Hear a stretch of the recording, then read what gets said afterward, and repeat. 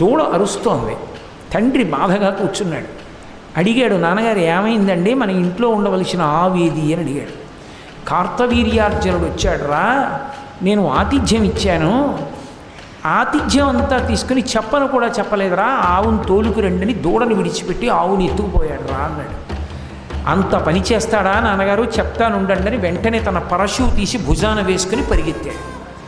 ఆ కార్తవీర్యార్జునుడు తన సైన్యంతో వెళ్ళిపోతున్నటువంటి పట్టణం దగ్గరికి వెళ్ళాడు. ఆయన చుట్టూ అనేక మంది రాజులు ఉన్నారు. ఆయన చూశాడు.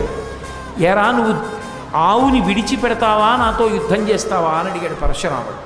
కార్తవీర్యార్జునుడు అన్నాడు, బ్రాహ్మణుడు వెర్రివాడు, బాలుడు వెర్రి బ్రాహ్మణుడు.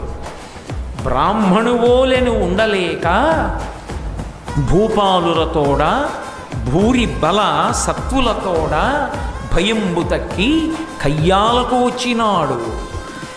మన ఎందిక పాపము లేదు, లెండు లెండు ఏల ఉపేక్షింపక నీ భూసురుని నేయుడు వేయుడు కూల్చుడిమ్మహిన్ అన్నాడు. బాలుడు వెర్రి బ్రాహ్మణుడు.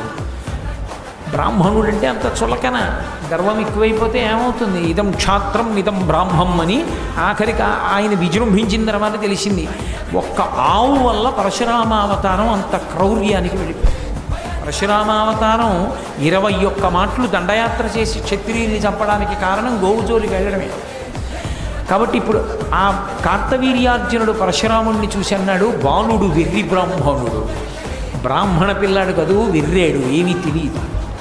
బ్రాహ్మణుని ఓలెను ఉండలేక, బ్రాహ్మణుడు అంటే ఎవడైనా ఎత్తుకుపోయినా ఏడుస్తూ కూర్చోవాలి, పిరికాడు కాబట్టి యుద్ధాలకి రావడం ఏంటి, యుద్ధానికి వచ్చాడు కాబట్టి మన ఎందిక పాపము లేదు. బ్రాహ్మణుణ్ణి మనం చంపితే తప్పు, వాడే యుద్ధానికి వస్తే తప్పేమిటి, చంపేవతల బారేంటి.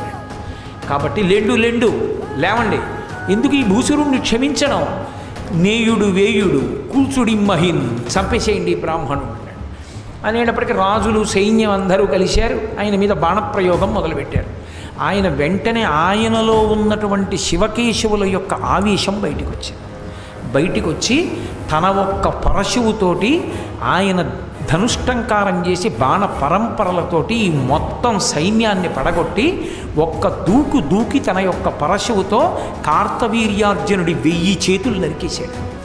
1000 చేతులలో 500 ధనస్సులు పట్టుకుని 500 బాణాలని ఏకకాలంలో ప్రయోగించాడు పరశురాముడి మీద. అసలు మీరు ఆ యుద్ధం జరిగితే ఆశ్చర్యపోతారు, అంత గొప్ప యుద్ధం అది. అంత గొప్ప యుద్ధంలో ఆ కార్తవీర్యార్జునుడు వేసినటువంటి బాణములన్నింటినీ కూడా పడగొట్టడమే కాకుండా కార్తవీర్యార్జునుడి 1000 చేతులు నరికేసి ఆయన కంఠాన్ని నరికేశాడు. కార్తవీర్యార్జునుడు చచ్చిపోయాడు. ఆ నెత్తురోడిపోతున్నటువంటి పరశువుని పట్టుకుని తిరిగి వచ్చాడు తండ్రి దగ్గరికి ఆవును తీసుకొని. నాన్నగారండి, ఆవును తీసుకొచ్చాను. కొన్ని లక్షల మంది సైన్యాన్ని తెగటార్చి కార్తవీర్యార్జునుడి యొక్క 1000 చేతులు నరికి చంపేశాను. అతని స్నేహితులు రాజుల్ని చంపారు.